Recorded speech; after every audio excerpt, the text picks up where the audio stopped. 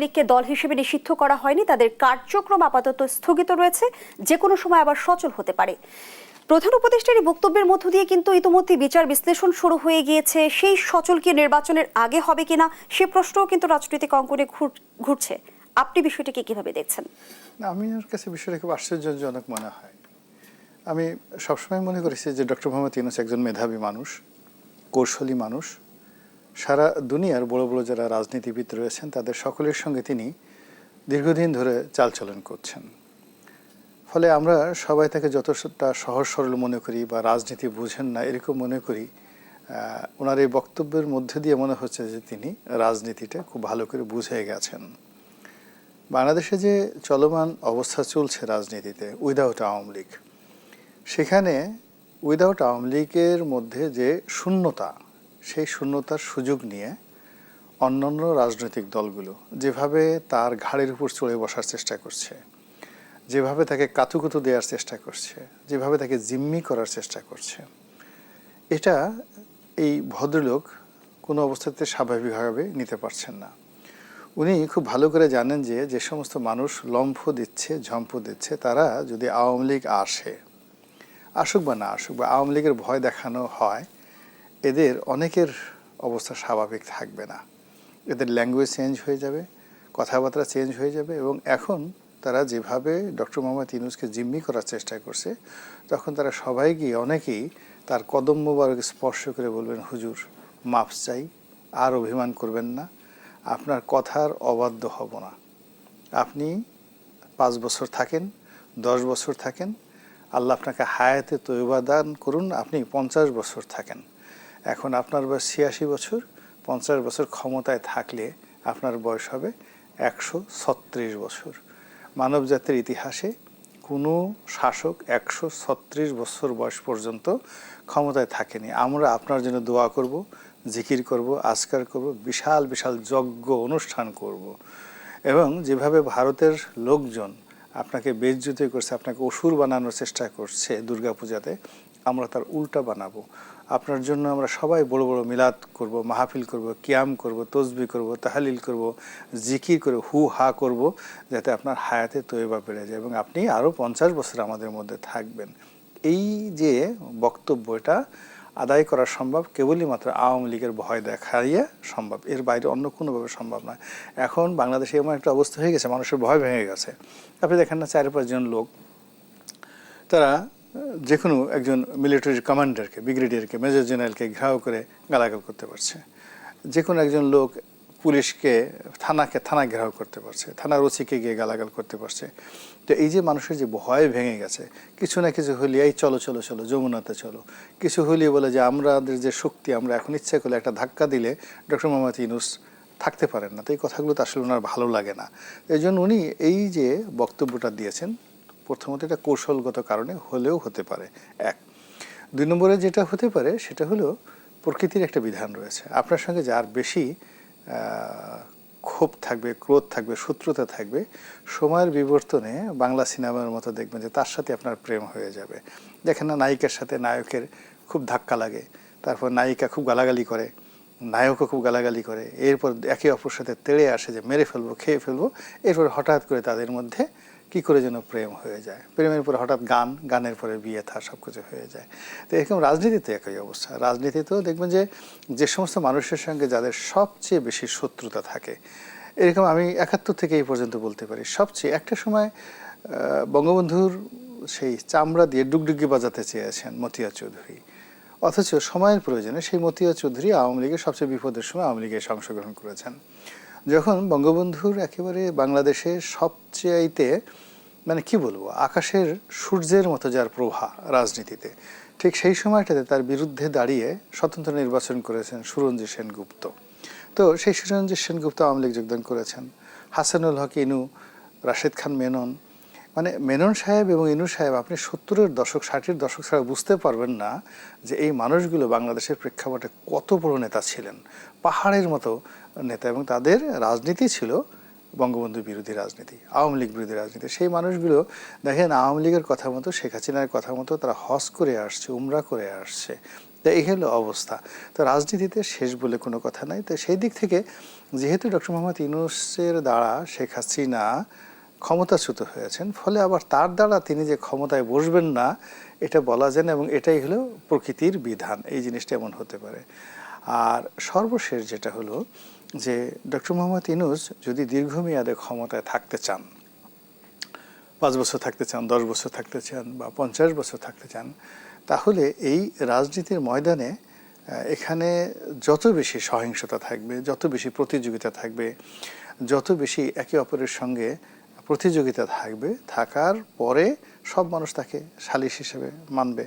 এখন বাংলাদেশে যে অবস্থায় হোক না কেন, ধরুন শেখ হাসিনা এলেন না, শেখ পরিবারও এলো না, কেবলমাত্র আওয়ামী লীগকে রাজনীতি করার অনুমোদন দেওয়া হলো এবং আওয়ামী লীগ অফিস খুলে দেওয়া হলো এবং পুলিশ প্রশাসন নিউট্রাল করে দেওয়া হলো যে ঠিক আছে, পুলিশ সেনাবাহিনী ওখানে যাবে না, গুলিস্তানে পুলিশ সেনাবাহিনী যাবে না, আওয়ামী লীগের লোক মানে ওখানে বসে মিছিল মিটিং করতে পারবে।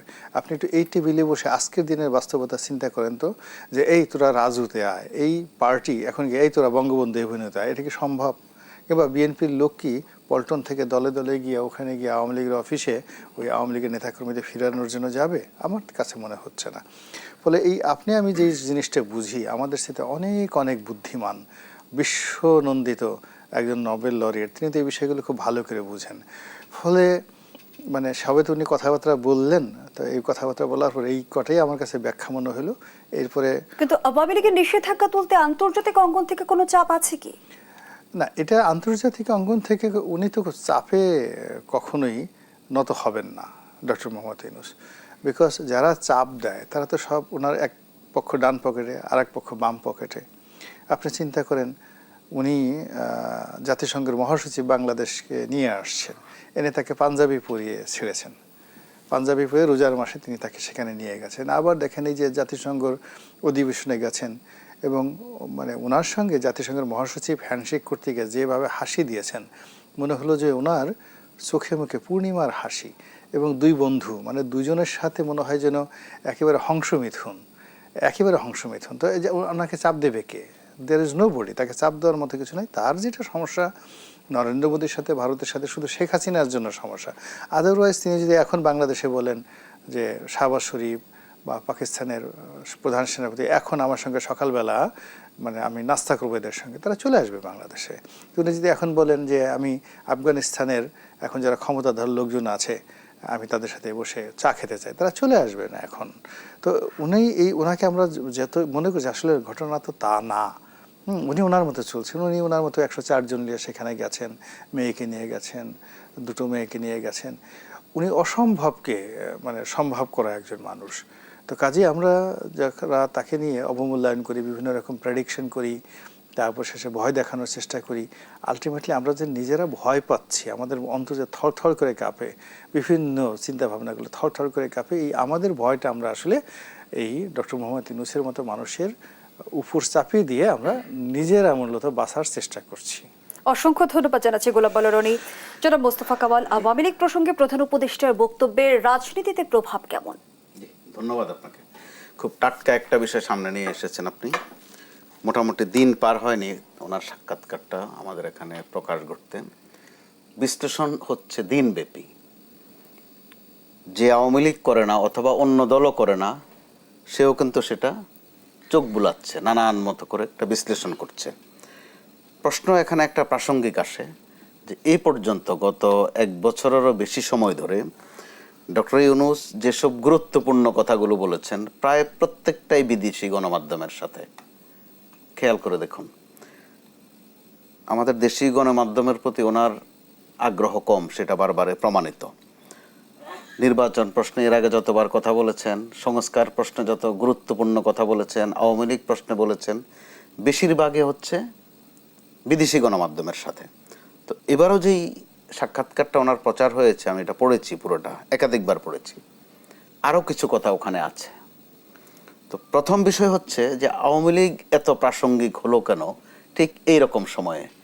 গতকালও আমরা একটা টকশোতে ছিলাম, দুজনে হালকার উপরে ঝাপসা একটু আলাপ করেছিলাম আওয়ামী লীগ প্রসঙ্গে, কিন্তু আজকে কেমন যেন ওই আলাপটা আরও একটু বাস্তব হয়ে গেছে। তো এক জায়গায় তিনি বলেছেন ব্যাখ্যা দিতে গিয়ে যে আওয়ামী লীগ দেশে নির্বাচন বানচাল করতে চায়, সিঙ্গেল বাক্য। পরবর্তীতে আছে যে এর সাথে দেশি বিদেশি চক্র আছে, তারপরের লাইনে আছে কিছু আন্তর্জাতিক শক্তিও আছে। এতে করে ম্যাটার কিন্তু একদম পরিষ্কার, কিছু আন্তর্জাতিক শক্তিও আছে, তারা অর্থ বিনিয়োগও করছে। এই গেল একদিক। আরেক দিক হচ্ছে যে আওয়ামী লীগ নির্বাচন করতে পারবে না এই কথা যেমন বলা আছে, কিন্তু আওয়ামী লীগের লোকেরা ভোট দিতে পারবে এই কথা আছে। তো স্বাভাবিকভাবে প্রশ্ন আসে যে ভোট দেওয়াও একটা অধিকার, ভোট চাওয়াও একটা অধিকার, ভোট নেওয়াও একটা অধিকার। তো এখানে আংশিক অধিকারের কথা তিনি বলেছেন, অর্থাৎ ভোট দিতে পারবে। এইগুলো একটা বিষয়। প্রতীক থাকবে কিনা এটা কি বলছিল কিছু? প্রতীক, নৌকা প্রতীক, প্রতীকটা উল্লেখ করেনি ওইভাবে। আচ্ছা। এরপরে একটা বিষয় খুব গুরুত্বপূর্ণ, যে কোনো সময় শব্দটা আছে। তো যে কোনো সময় বলতে কি সেটা নির্বাচনের আগে কিনা প্রশ্ন আসে। কিন্তু আবার আলোচনা আছে অংশগ্রহণমূলক নির্বাচন। অংশগ্রহণমূলকের প্রশ্ন আসলে আওয়ামী লীগের কথা আসে, অথবা ইংরেজিতে যেটাকে আমরা ইনক্লুসিভ নির্বাচন বলি, ওইটার তর্জমা কিন্তু আমরা ওই রকমটাই করি। এসবের যোগফলে আওয়ামী লীগ এমনিতেই প্রাসঙ্গিক, তার উপর আর একটু প্রাসঙ্গিক হয়ে গেল। তো এই কথা বলতে গিয়ে তিনি এক পর্যায়ে পুরনো একটা জিনিস কিন্তু আবার টেনে এনেছেন। ওখানেও কিন্তু পরস্পর সংঘর্ষ করে। যেটা বলেছেন তিনি আসতে চাননি, অর্থাৎ ক্ষমতায় আসতে চাননি, তাকে খুব পীড়াপিড়ি করাতে তিনি এসেছেন। কিন্তু এর আগে আবারও একটা বিদেশি গণমাধ্যমের সাথে তিনি বিস্তারিত ব্যাখ্যা দিয়েছেন যে গত সরকারের পতন এবং তার ক্ষমতারোহণ দুইটার মধ্যে একটা মেটিকুলাস বিষয় আছে। তো ওর সাথে এটা কিন্তু সংঘর্ষ করে। তো মেটিকুলাসের বাংলা হচ্ছে সুপরিকল্পিত অথবা নিখুঁত পরিকল্পনা। ব্যাখ্যায় বলা হয়েছে বাংলা অভিধানে যেটা, যে ব্যর্থ হবে না নিশ্চিত ওই পরিকল্পনাকে বলে মেটিকুলাস। তাহলে মিলে না কিন্তু। তো এর সাথে আপনার আবার আরও মিলান। তো শেখ হাসিনা তো গত ক্ষমতা ছাড়ার 1.5-2 বছর আগ থেকে প্রতিটা সপ্তাহে 2-1 বার কিন্তু ডক্টর ইউনূসের কথা বলতেন যে তিনি ষড়যন্ত্র করছেন, যে কারণে এক পর্যায়ে বলেছেন পদ্মা সেতু থেকে ফেলে দেয়া, টুস করে ফেলে দেয়া, ফেলে দিয়ে আবার তুলে ফেলবেন, রাখবেন না, যেন না মরে, না মরে, মারবেন না, শুধু ফেলে দিয়ে আবার টুস করে তুলে ফেলবেন। তো এগুলো যদি আপনি সমীকরণে মিলান, একটার সাথে আরেকটা যেমন সংঘর্ষ করে। আবার যে কথাটা তিনি নতুন করে বললেন, এর আগে সম্ভবত সেটা স্বরাষ্ট্র উপদেষ্টা বলেছিলেন যে তিনি কোথায় যাচ্ছিলেন, গাড়ির একদিকে কাঁচ খোলা ছিল, ওখান থেকে কয়েকজন তাকে বলেছেন যে আপনারা আরো 5 বছর থাকেন।